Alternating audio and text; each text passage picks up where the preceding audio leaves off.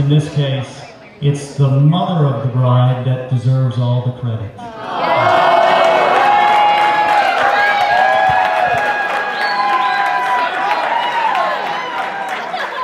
My lovely wife, Kate, is the cornerstone for all of the efforts in getting us here tonight.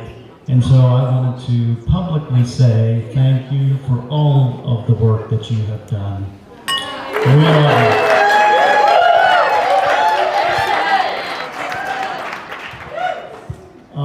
I did want to say thank you to all of you for being here with us tonight on this wonderful and special occasion, the marriage of our beautiful daughter Molly and her dashing new husband Ethan.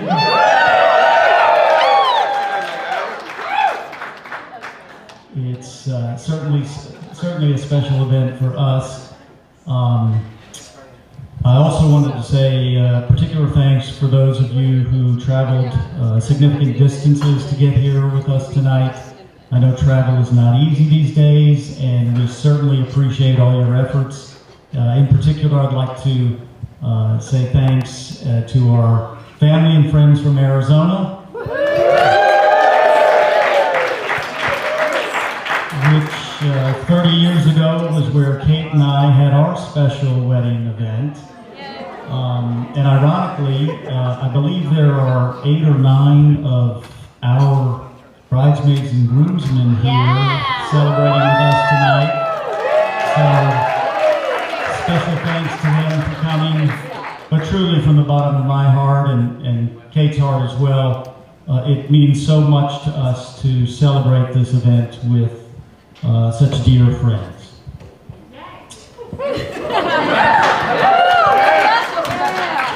Did you want the mic, Stacey?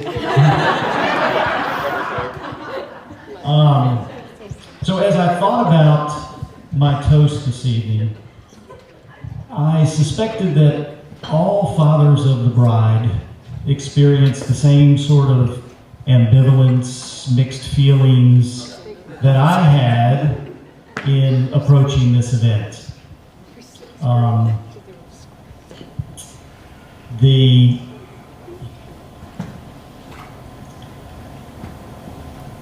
Well, let's just go down the T ledger since Molly's an accountant. On the negative side of the ledger, of course, there is the cost. But I'm not going to say anything else about that, because if I do, I'm going to curse. Secondly, the father of the bride gets a front row seat to all of the stress and drama associated with these events. I recall learning in chemistry class back in high school that when you mix 2 parts hydrogen and 1 part oxygen, you will get water. And I have now concluded that when you mix 1 part wedding and multiple parts women, you will get drama. Just a quick example. So a few days ago, I picked up the poster with the seating chart for tonight's event at the Walgreens photo store. I brought it home, I didn't look at it. I brought it home, and the next morning, I asked Kate, I said, so how did the poster turn out? And Kate was writing something there in the kitchen, and she looked up at me and said, the fewer questions you ask between now and Sunday, the better. In fact, let's just communicate with either hand signals or one-word sentences.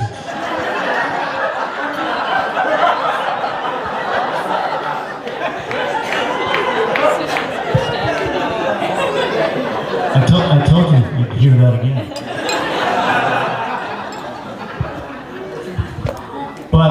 But the absolute worst part of being the father of the bride is knowing that your special girl, your pride and joy, the girl that you watched blow out all the candles on the birthday cakes,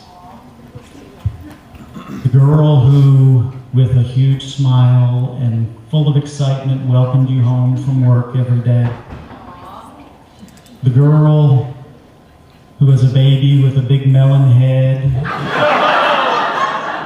and a smile on her face, would low crawl down the hallway, which excited her older sister so much that her older sister would yell, "The beast is coming! The beast is coming!"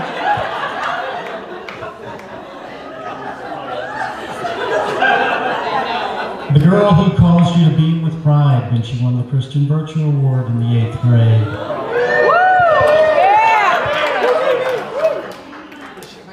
The girl who, with her grit and determination, impressed you thoroughly in completing her master's degree in accounting. The girl who gave you a heart attack when, for some reason,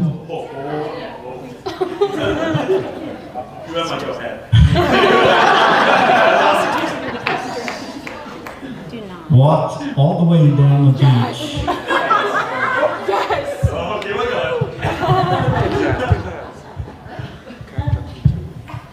But really, the girl who, as I see her tonight, in her radiant beauty, takes my breath away.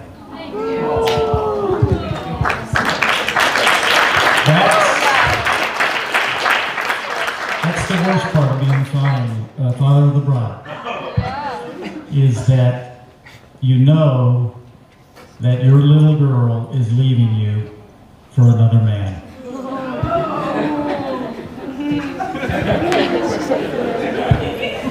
But the good news is that she's Ethan's problem now, and I don't have to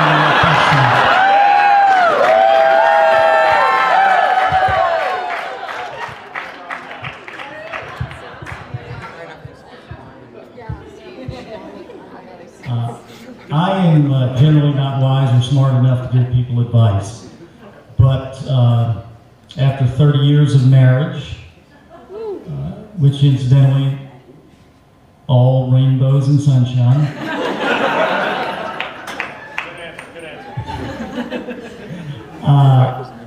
If there's one thing I could say to Molly and Ethan, it's that the Apostle Paul was right when he wrote to the Corinthians that love is patient, love is kind.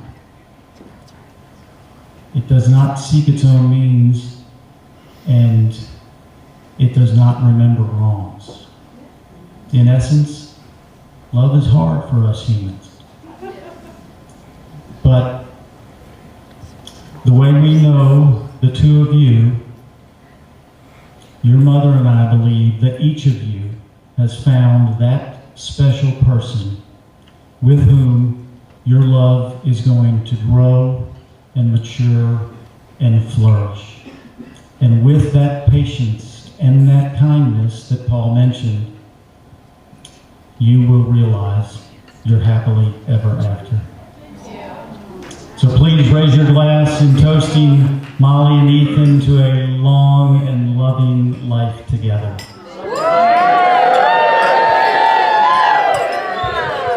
Thank you so much. Good evening, everyone. I first want to start off with a sincere gratitude to both of the families, everyone else involved, showing up here and spending the last couple of hours celebrating this very special event. And I also wanted to thank the bar for being open, just in case my speech goes a little bit off the rails, so most of y'all won't remember anyways. And as y'all know, my name is Hugh, but some of y'all may know me as Hugh. And yes, the allegations are true. I am Ethan's brother, if you can tell by our striking and handsome similarities. And I've been training the past 21 years to be this man's best man. And that gives me quite a unique perspective and a lot of material I promise not to use tonight. But you can come see me after if you want some stories. And I want to start off with my first words, literally. Most people say the first word was mama, but mine was blah blah. And no, I wasn't making fun of Ethan and his always big words, but I was trying to say brother. Even infant me knew something special about him, very special. And as an older brother, Ethan was my trailblazer, the one who experienced everything first and occasionally got in trouble, so I know where not to cross the line. I appreciate you for taking it for the team, Ethan. And having had him as my role model, I remember I never wanted to copy what he did. I wanted to go my own route. I swore I would never touch a computer. And if you know anything about Ethan, he loves his computers, his AI, his nuppy. Take a shot every time he says nuppy tonight. And you also know about his wit, his humor, and his kindness. And yet I am over here doing AI research, so look where that turned out. But in other words, Ethan inspired me in ways I never thought would ever happen. He's one of the smartest people I know, and trust me, that man makes smart decisions most of the time. And I'm certain Molly is his best. Having gotten to know her over the past couple years, she's become like an older sister to me. And so have the rest of McDonald's. Love y'all. Woo! Thanks, Karen. She showed me what true friendship looks like. Steadfast, honest, and supportive. Even when I'm clearly wrong, she's got my back. She balances Ethan. She humbles him when he needs it. And she does it with patience, love, grace, and kindness. I'm gonna copy Mr. McDonald. We actually use the same verse today. I use love is patient, love is kind. And I want to say that anyone who knows Molly sees how she exemplifies these values, not just in her words, but in her actions every single day with grace. Together, they lift each other up and have shown me what true partnership looks like. I look up to the relationship and hope one day I'll have something like theirs. They laugh together, trust each other, and face challenges side by side. That kind of love, the patient, kind, and steady one, is rare, and it is worth the celebration. So tonight, let's raise a glass to a love that is patient and kind, to a lifetime of partnership and joy, and to a marriage that reflects God's love. To Mrs. Molly and Ethan Ferguson. That you were able to come help us celebrate the love of Molly and Ethan tonight. We'd also like to thank our parents for hosting such a lovely evening. When I was in high school, I had to give a speech about someone I strive to be like, and I gave my speech about Molly.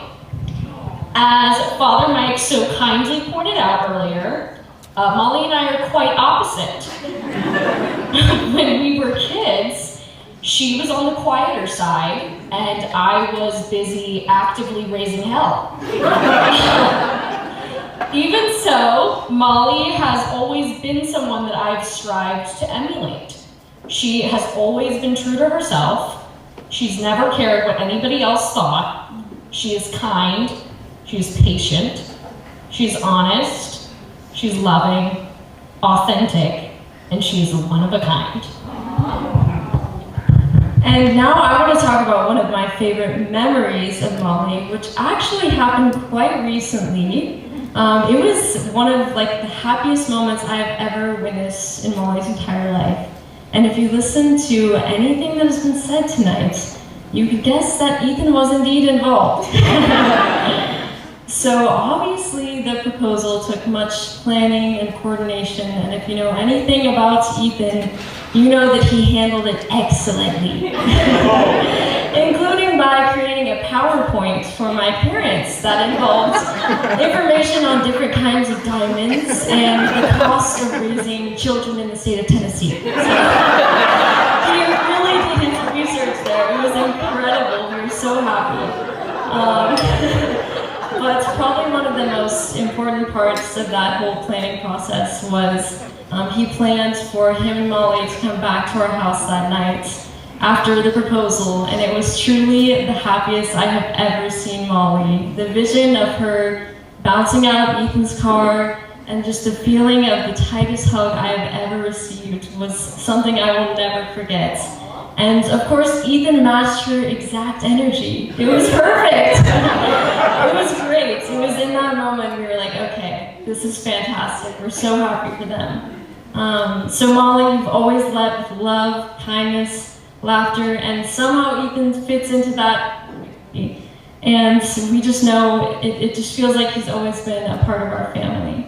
So together, you two bring out the best in each other, steady where the other one needs strength, joyful where the other one needs light.